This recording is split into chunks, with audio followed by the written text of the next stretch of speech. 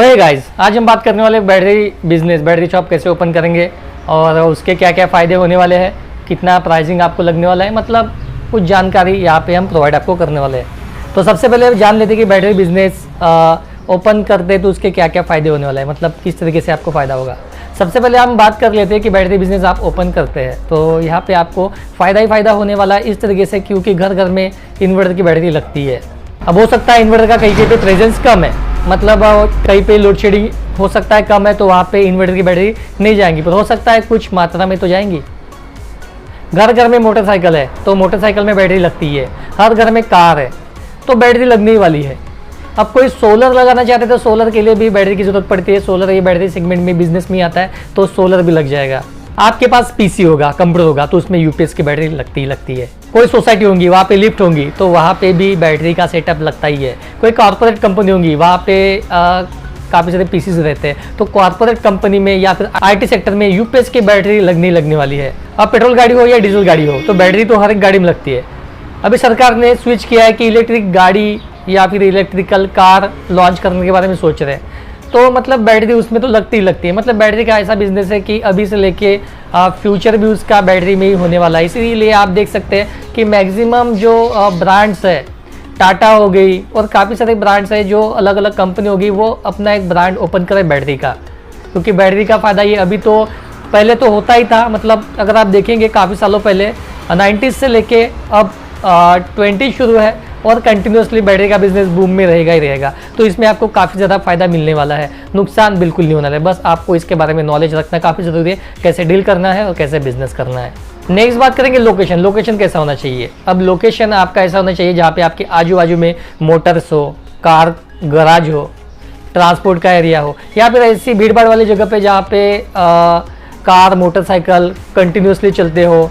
E rickshaw battery, क्योंकि अभी e rickshaw भी काफ़ी चल रहा है तो वहाँ पे भी बैटरी सेटअप लगता है, 4 बैटरी की ई रिक्शा में लगती है। तो एक ऐसा लोकेशन देखिए जो भीड़ रश वाला एरिया हो, जहाँ से कोई स्क्वायर हो सकता है वो, जहाँ से काफ़ी लोग आते हैं, उनके घर घर में गाड़ी, अभी गाड़ी तो सभी के घर में रहती है तो वो शॉप आपकी दिखनी चाहिए। ऐसा एक हाईवे लोकेशन रहा तो काफ़ी मस्त है। गराज वाला मोटर वाला एरिया देखिए, ऐसा एरिया मत देखिए जहाँ पे मतलब आपका शॉप तो दिखेगा भी नहीं और वहाँ पे आजू बाजू में वहाँ कोई गराज वाला भी नहीं। अभी हो सकता है कि आपका मार्केटिंग काफ़ी ज़बरदस्त हो तो आप घर से भी कर सकते हैं। अगर आपका मार्केटिंग स्किल काफ़ी अच्छा है, मार्केटिंग आप करेंगे तो आप लोगों को अपने घर तक के खींच सकते हैं, बुला सकते हैं। तो एक मार्केटिंग का एक अलग फ़ायदा होता है और एक उसका अलग बेनिफिट होता है।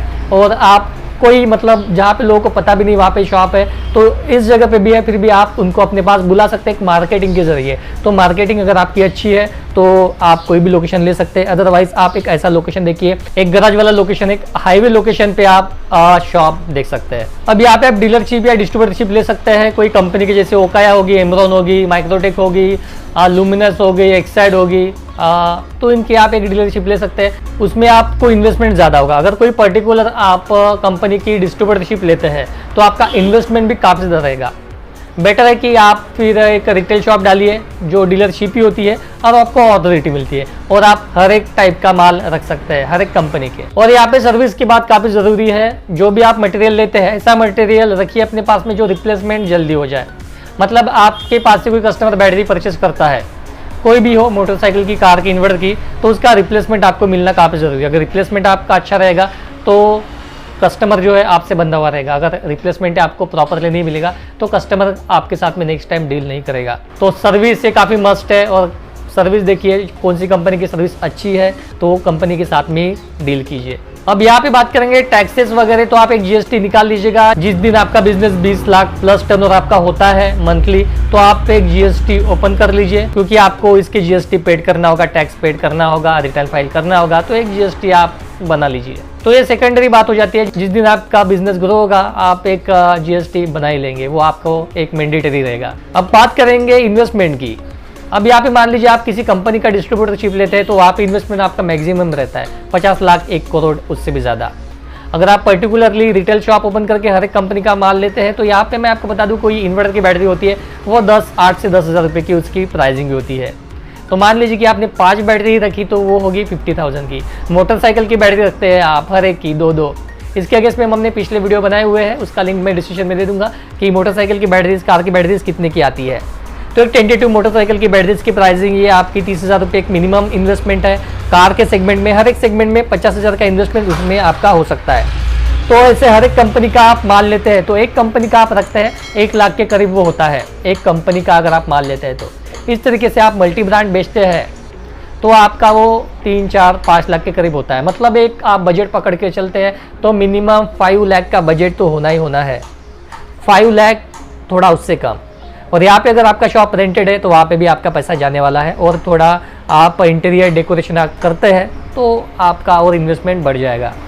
तो फिलहाल इनिशियल लेवल पे पैसा कम होगा तो एक ब्लॉक खरीद लीजिए जो कम आउटसाइड में रहेगा तो भी चलेगा। आउटसाइड में भी आपको बिजनेस मिलता है क्योंकि आउटसाइड में ट्रांसपोर्ट का एरिया मिलता है, ट्रक ट्रैक्टर जो गांव के आसपास होता है तो वहाँ पे किराया भी कम होगा और वहाँ से भी आप अपना बिजनेस ग्रो कर सकते हैं। और शुरुआत में इंटीरियर उतना मत कीजिए, पैसा है तो कर लीजिए क्योंकि उसके भी फायदे होते हैं, नहीं है तो इनिशियल लेवल पे बिना इंटीरियर के आप बिजनेस शुरू कर दीजिए और मिनिमम अमाउंट के साथ में अपना बिजनेस शुरू कीजिए किसी 1 या 2 कंपनी के साथ में। बाद में आपको लगता है तो और आप मल्टी ब्रांड बेच सकते हैं। डिस्ट्रीब्यूटर लेना चाहते हैं तो किसी एक ही कंपनी का ले लीजिए और अपना काम शुरू कर दीजिए। तो बैटरी बिजनेस ये बूम होने वाला बिजनेस है, इसमें आपको फायदा ही मिलने वाला है। इसके बारे में प्रॉपर नॉलेज होना काफ़ी ज़रूरी है। अगर आपको प्रॉपर नॉलेज है तो आप एक अच्छी खासी इनकम इस बिजनेस से कमा सकते हैं। तो इस तरीके से कुछ हमने यहाँ पे पॉइंट्स, कुछ बातें आपसे शेयर किए कि किस तरीके से बिजनेस में इन्वेस्टमेंट लगने वाला है, किस तरीके से बिजनेस शुरू करना होता है और क्या क्या बातें आपको ध्यान में रखना है, कैसे इसके फायदे होते हैं, कैसा ये बूम करने वाला है।